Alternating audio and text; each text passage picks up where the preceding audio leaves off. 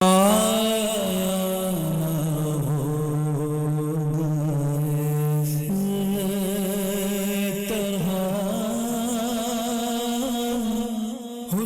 و شباب ریت پر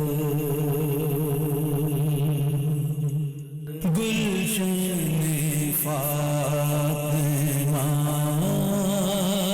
کے تھے سارے گناہ بریت پر۔ ملک بھر میں یوم عاشور آج مذہبی عقیدت و احترام سے منایا جا رہا ہے۔ شہر شہر، گاؤں گاؤں علم، تعزیے اور ذوالجناح کے جلوس اپنے مقررہ راستوں پر رواں دواں۔ نواسۂ رسول حضرت امام حسین رضی اللہ تعالیٰ عنہ ان کے جانثار ساتھیوں کی عظیم قربانی کو خراج عقیدت، اہل بیت پر ہونے والے مظالم کو یاد کرتے ہوئے ماتم اور نوحہ خوانی۔ جلوس کے راستوں پر سیکیورٹی کے سخت انتظامات، سی سی ٹی وی کیمروں اور ڈرون سے نگرانی، سپیلوں اور لنگر اور نیاز کا خصوصی اہتمام۔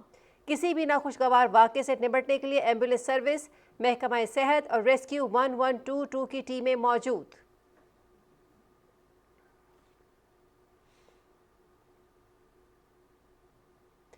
یوم عاشور تاریخ اسلام کا ایک عظیم اور سبق آموز دن۔ نواسۂ رسول حضرت امام حسین رضی اللہ تعالیٰ عنہ اور ان کے جانثار رفقا نے سچائی، حق اور دین کی سربلندی کے لیے جانوں کا نذرانہ پیش کیا، باطل کے سامنے سر نہیں جھکایا۔ حضرت امام حسین کی قربانی صبر اور اصولوں پر ڈٹے رہنے کا درس دیتی ہے، جو تا قیامت انسانیت کے لیے مشعل راہ ہے۔ وزیر اعظم محمد شہباز شریف کا یوم عاشور پر پیغام۔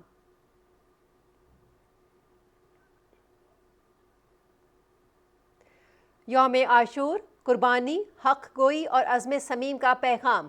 حضرت امام حسین اور ان کے جانثار رفقا کی عظیم شہادت باطل کے خلاف ابدی جدوجہد کی علامت، انسانیت کے لیے ناقابل فراموش سبق۔ یہ دن قربانی، وفا اور صبر کی بے مثال داستان جو اندھیروں میں حق اور سچائی کا راستہ دکھاتا ہے۔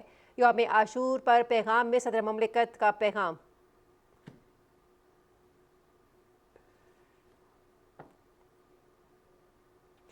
واقعہ کربلا میں حق اور باطل قوتیں آمنے سامنے ہوئیں۔ آج بھی مسلمانوں کا یزیدیت کے ہاتھوں خون بہہ رہا ہے۔ عاشورہ پر مقبوضہ کشمیر میں پابندیاں لگائی گئیں۔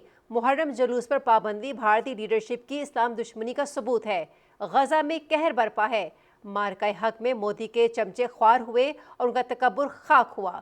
وزیر دفاع خواجہ آصف کی سیالکوٹ میں میڈیا سے گفتگو۔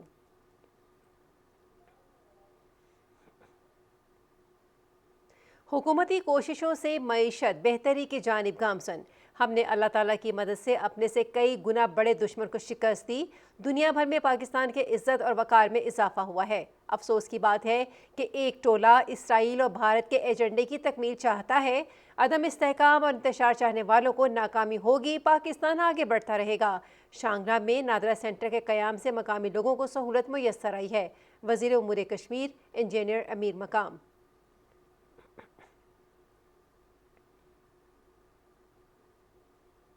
دشمنوں کی نظر اس وقت پاکستان پر ہے۔ ہم نے مل کر ان کے عزائم ناکام بنانے ہیں۔ بیرونی سرمایہ کاری کا فروغ ترجیح ہے۔ حکومت تعلیم کے فروغ کے لیے اقدامات کر رہی ہے۔ وفاقی وزیر قیصر احمد شیخ کی چنیوٹ میں میڈیا سے گفتگو۔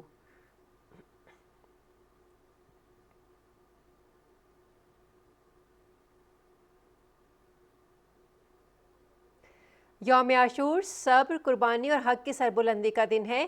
امام حسین کا پیغام صرف ایک عقیدہ نہیں، پوری انسانیت کے ضمیر کی آواز ہے۔ پنجاب حکومت نے عزاداری کے پرامن اور باوقار انعقاد کے لیے تمام سہولتیں فراہم کی ہیں۔ اس دن کو اتحاد، رواداری اور امن کے عہد کے ساتھ گزاریں۔ فرقہ واریت کو ہوا دینے والے عناصر سے مکمل لا تعلقی اختیار کریں۔ وزیر اطلاعات پنجاب عظمہ بخاری کی فیصل آباد میں میڈیا سے گفتگو۔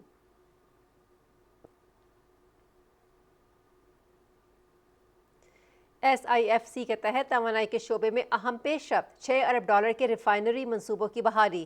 ایس آئی ایف سی کی براؤن فیلڈ ریفائنری پالیسی میں ترمیم کی ہدایت، سیلز ٹیکس میں اصلاحات، پیٹرولیم مصنوعات کی سمگلنگ اور ڈیزل کی درآمدات پر قابو پانے کے لیے اقدامات پر غور۔ ریفائنریز کو 7 سال کے لیے ٹیکس پالیسی میں استحکام کی ضمانت پر غور۔ سرمایہ کاروں کے اعتماد میں نمایاں اضافہ متوقع۔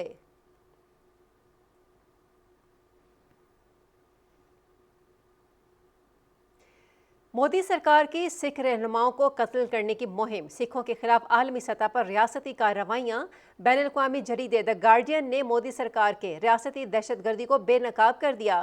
35 سالہ سکھ کارکن اوتار سنگھ برمنگھم میں مشکوک موت نے بھارتی سرکار پر سوال اٹھا دیے۔ 2016 میں اوتار سنگھ کو بھارتی ایجنسیوں سے زندگی کو خطرہ ہونے کی بنا پر برطانیہ میں سیاسی پناہ ملی تھی۔ دی گارڈین۔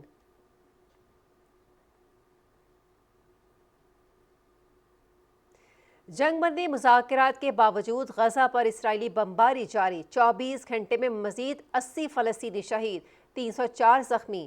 غزہ سٹی کے رہائشی علاقوں پر وحشیانہ اسرائیلی بمباری میں 28 افراد شہید۔ جنوبی غزہ میں گھر پر فضائی حملے میں نصیر اسپتال کا ڈاکٹر اور اس کے 3 بچے شہید۔ مغربی کنارے میں بھی قابض فوج کی چھاپہ مار کارروائیاں، متعدد فلسطینی زیر حراست۔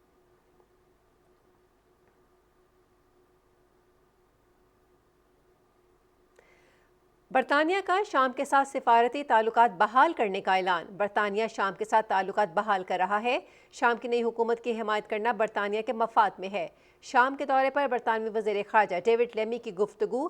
برطانیہ کا شام کی مدد کے لیے 94 ملین پاؤنڈ دینے کا بھی وعدہ۔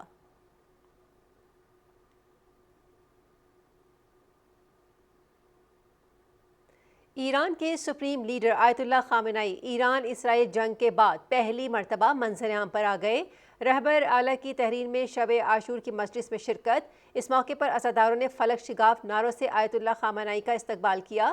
واضح رہے اسرائیل کی جانب سے ایران پر حملے اور ایرانی جوابی کارروائی کے بعد آیت اللہ خامنئی نامعلوم مقام پر منتقل ہو گئے تھے۔